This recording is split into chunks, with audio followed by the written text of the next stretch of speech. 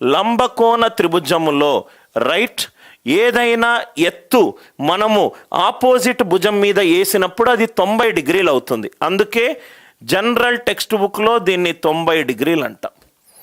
ఇది సి, ఇది ఏ, ఇది బి. ఆపోజిట్ టు సి ఏదైతుందో దీన్ని స్మాల్ సి అన్నాను, స్మాల్ సి అని అన్నాను. రైట్ ఆపోజిట్ టు ఏ ఏదైతుందో దీన్ని స్మాల్ ఏ అని అన్నాను. ఆపోజిట్ టు బి ఏదైతుందో దీన్ని స్మాల్ బి అని అన్నాం, స్మాల్ బి అని అన్నాం.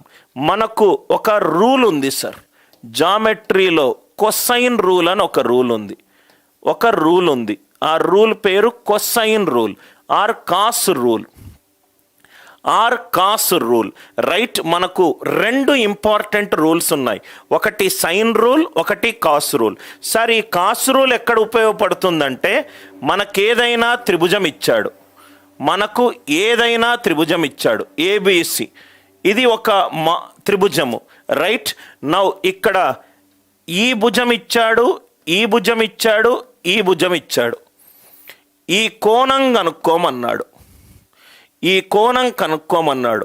కొసైన్ రూల్ ఎప్పుడు ఉపయోగపడుతుందంటే రైట్ 3 భుజాలు ఇచ్చి 2 భుజాల మధ్యలో కోణం కనుక్కోవడానికి మనకు కాస్ రూల్ ఉపయోగపడుతుంది. మళ్ళీ ఎక్స్ప్లెయిన్ చేస్తున్నాను.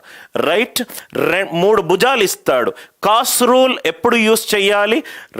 3 భుజాలు ఇస్తాడు, 2 భుజాల మధ్యలో కోణం కనుక్కోవాలి. ఆ 2 భుజాలు ఇస్తాడు, 2 భుజాల కనెక్ట్ అయ్యే కోణం ఇస్తాడు, 3వ భుజం వాల్యూ కనుక్కోవాలి, 3వ భుజం వాల్యూ కనుక్కోవాలి. Are you all with me? 3వ భుజం వాల్యూ కనుక్కోవాలి. సార్ మరి సైన్ రూల్ ఎప్పుడు ఉపయోగపడుతుంది? ఎప్పుడు ఎక్కడ ఏది యూస్ చేయాలో తెలిసినప్పుడు చాలా ఈజీ అవుతుంది సార్ రేఖాగణితం. సైన్ రూల్ ఎప్పుడు ఉపయోగపడుతుంది? సైన్ రూల్ ఎప్పుడు ఉపయోగపడుతుందంటే ఒక త్రిభుజం ఉంది ఏబిసి, ఏబిసి ఈ వాల్యూ ఇచ్చాడు, ఈ భుజం ఇచ్చాడు, ఈ భుజం ఇచ్చాడు, ఒక కోణం ఇచ్చాడు, కోణంకి ఆపోజిట్గా ఉన్న భుజం ఇచ్చాడు, ఇంకో కోణం ఇచ్చాడు, దానికి ఆపోజిట్గా ఉన్న భుజం వాల్యూ కనుక్కోవాలి. దానికి ఆపోజిట్గా ఉన్న భుజం వాల్యూ నేను కనుక్కోవాలి, దానికి ఆపోజిట్గా ఉన్న భుజం వాల్యూ నేను కనుక్కోవాలి. కాస్ రూల్ నేను చెప్పే ప్రతి పాయింట్ని దయచేసి నోట్స్లో రాసుకోండి. ఫస్ట్ పాయింట్, 3 భుజాలు ఇచ్చి 2 భుజాల మధ్యలో కోణం కనుక్కోవడానికి కాస్ రూల్ యూస్ చేస్తాము. 2 కోణాలు ఇచ్చి కోణం ఆపోజిట్ ఉన్న భుజము, కోణం ఆపోజిట్ ఉన్న భుజము కనుక్కోవాలి అని అంటే సైన్ రూల్ యూస్ చేస్తాము. ఇది మీరు అప్పుడప్పుడు కన్ఫ్యూజ్ అవుతారు. మనకు జామెట్రీ మీద మంచి పట్టు లేనప్పుడు ఏ రూల్ ఎప్పుడు యూస్ చేయాలి అనేది మీరు కొంత కన్ఫ్యూజ్ అవుతారు. రైట్ ఇది cos rule, sine rule. Sir మరి కాస్ రూల్ ఏమంటుంది? కాస్ రూల్ ఏమంటుంది, ఎలా కనుక్కోవచ్చు? ఇప్పుడు కాస్ టీటా ఉందనుకోండి, ఆపోజిట్ టు ఏ ఏమవుతుంది? Small A. Opposite to B ఏమవుతుంది? Small B. Opposite to C ఏమవుతుంది? Small C.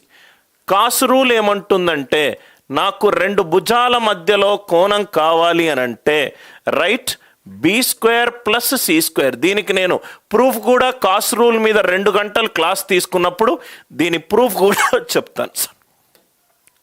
2 × b × c చాలా ఈజీ ప్రూఫ్. మనము లంబకోణము డిస్కస్ చేస్తున్నాం కాబట్టి మనము కాస్ రూల్ ప్రూఫ్ మీద వెళ్ళకుండా చూద్దాము. కాస్ టీటా దీని కోణం కనుక్కోవాలంటే దీనికి దగ్గరగా ఏమేమి ఉన్నాయి? b² plus c² minus a²/2bc. అదే మనము ఇది θ1, అదే θ2 కనుక్కోవాలనుకోండి, ఇది θ1, ఇది θ2 కనుక్కోవాలనుకోండి. θ2కి దగ్గరగా ఏమేమి ఉన్నాయి? b² plus a² minus c²/2ab. అదే θ3 కనుక్కోవాలి అని అనుకోండి. θ3 అంటే బీకి దగ్గరున్న కోణాన్ని నేను θ3 అని అన్నాను. కాస్ θ3 ఏమవుతుంది? a² plus c² minus b² /2ac. Cos rule ఎప్పుడు ఉపయోగపడుతుంది? రైట్, 3 భుజాల వాల్యూ ఇచ్చి 2 భుజాల మధ్యలో ఉన్న కోణం కనుక్కోవడానికి కాస్ రూల్ ఉపయోగపడుతుంది. ఇక్కడ చూడండి సార్, ఇక్కడ నేను కాస్ రూల్ కనుక సి మీద వేస్తే cos 90 is equivalent to b² plus a² minus c² by 2ab.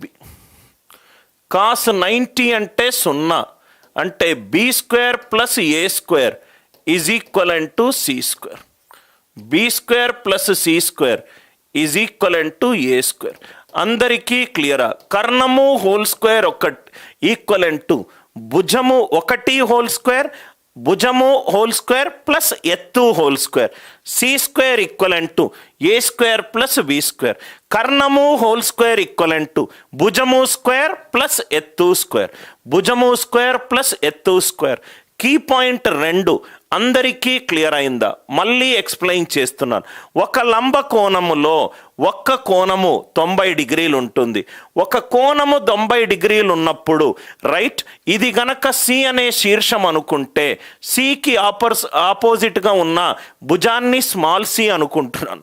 ఏకి ఆపోజిట్గా ఉంటే స్మాల్ ఏ, బికి ఆపోజిట్గా ఉంటే స్మాల్ బి. కొసైన్ రూల్ దీని మీద అప్లై చేస్తున్నాను. cos 90 is b² plus a² minus c² by 2ab. ఇక్కడ వరకు ఏమైనా డౌట్స్ ఉన్నాయా?